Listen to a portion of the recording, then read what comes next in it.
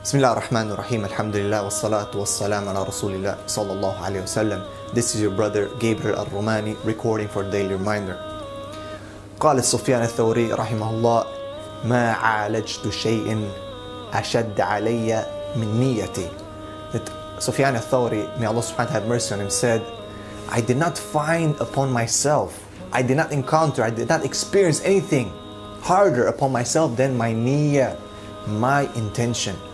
Brothers and sisters, how many of us don't even check our intentions? Brothers and sisters, how many of us try to do things for Allah subhanahu wa ta'ala, and a'udhu billah, we might be going on the day of judgment and we won't find these deeds, and we say, where are they? Where are they? And they're nowhere to be found. Why? Because they were done for something other than Allah subhanahu wa ta'ala. Renewing your intention, brothers and sisters, it's not something easy. Renewing your intention is something very, very difficult. How many people in the field of da'wah, going out, sitting in front of the camera, giving lectures, not checking the intention? SubhanAllah, one of the scholars used to say, check your intentions. Ask yourself over and over again, who am I doing this for? Is this for Allah? Who am I doing this for? Is this for Allah? And you might answer, your nafs will tell you, yes, it's for Allah, brother, don't worry. Yes, it's for Allah, sister, don't worry. But then you ask yourself again, really? Is it for Allah? Who am I doing this for?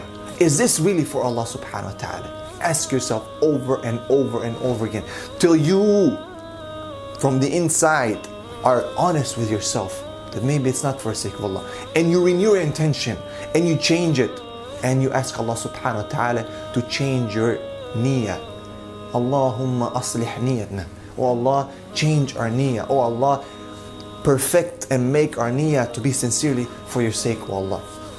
However, I want to change it and tell you that a lot of people quit sometimes and say, you know what, brother, sister, I'm not too good. I don't think I'm doing this for the sake of Allah. You know, my intention is not there. And they stop. They don't work for Islam. They don't work for Allah. They don't work for this da'wah. Shaitan has fooled them. Shaitan has made them stop. He's playing with them, with their intention. This is not what you have to do, that you stop. You know, oh brother, I'm not good. You know, oh, some kind of piety, and you know, I need to stop. No.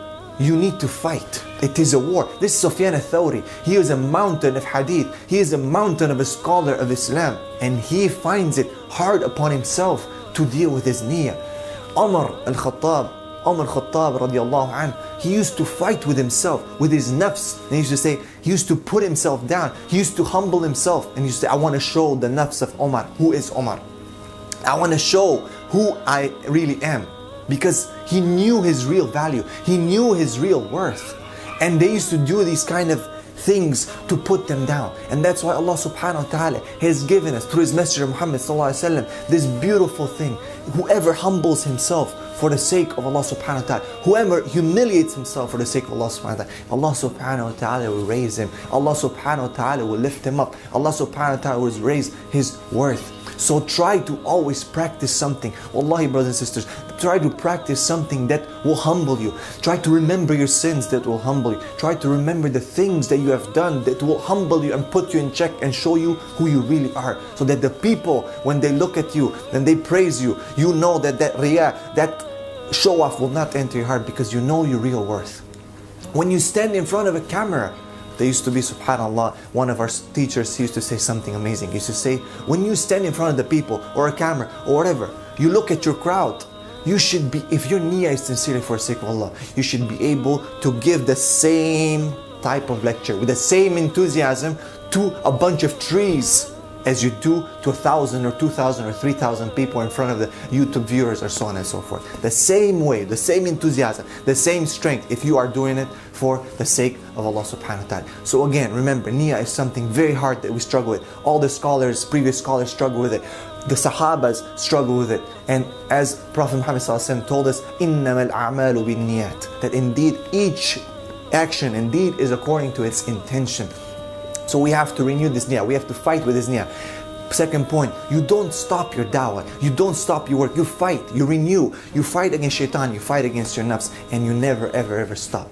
And third, do things that will humble you. Do things that will remind you of who you really are, your real worth, and put you down.